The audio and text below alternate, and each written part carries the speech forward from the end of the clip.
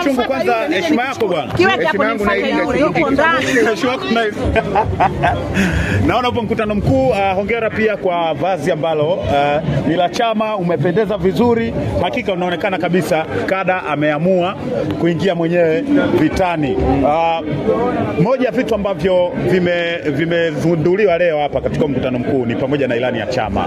Labda utuambie mapokeo yako ya ilani ya Chama cha Mapinduzi wewe kama kada katika mwaka 2025 umepokeaje na kitu gani ambacho kimeokosha kwenye ilani ya chama? Yaani ilani ya chama kwa uchaguzi 2025 ndio dira ya mwelekeo kwamba baada ya kupata madaraka CCM watafanya nini. No. Maana yake ni kwamba tukikaribia kumaliza tunatakiwa tuangalie, je, yale waliotuahidi yametimizwa? Mimi naamini yatatimizwa kwa uwezo wa Mungu. Kila sehemu wamegusa michezo, uhusiano wa kimataifa, ndio inavyotakiwa.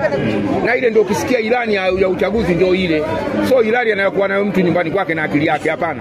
Sawa. Sawa, wasanii wengi sasa hivi wameingia kwenye siasa na wenyewe tofauti na zamani. Najua zamani msanii ukimwambia mambo ya siasa naona kama siasa tena, lakini sasa hivi ndio watu ambao wako mbele sana kuhakikisha kwamba wanachagua watu sahihi, lakini pia pale ambapo mtu anaona naweza hata mimi kwenda kuongoza hapa. Tunaona wasanii wengi sasa hivi ni wabunge, madiwani. Labda mzee Mwago Mchungu, kuna namna yote ambayo anaona kuna nafasi safari hii kuingia hata kwenye udiwani au ubunge kwa mwaka 2025? Yaani kwa hivi malaria simeenea.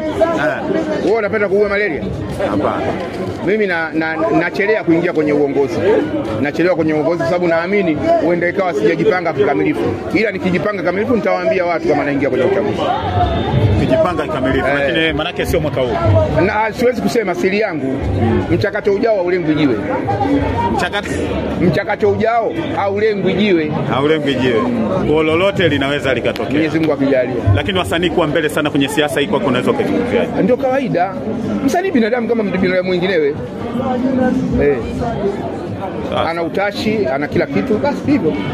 Wanaosema kwamba wasanii wananunuliwa, wanaenda Chama cha Mapinduzi, mbona vya mapinzani hatuwaoni?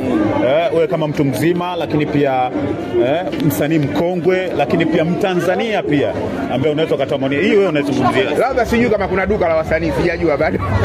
Kama kuna duka la wasanii waseme, au wanasema wasanii wanunua. Kama lipo duka, lakini kama alipo duka basi hamna msanii ananunua. Haya, inshallah tuona. Wewe kwako naamini kila mtu anaenda sehemu kwake. Anaitaka mwenyewe. Ndege hutua katika mti ya upendao. Sawa. Kila laheri bwana. Haya. Pata dakika moja.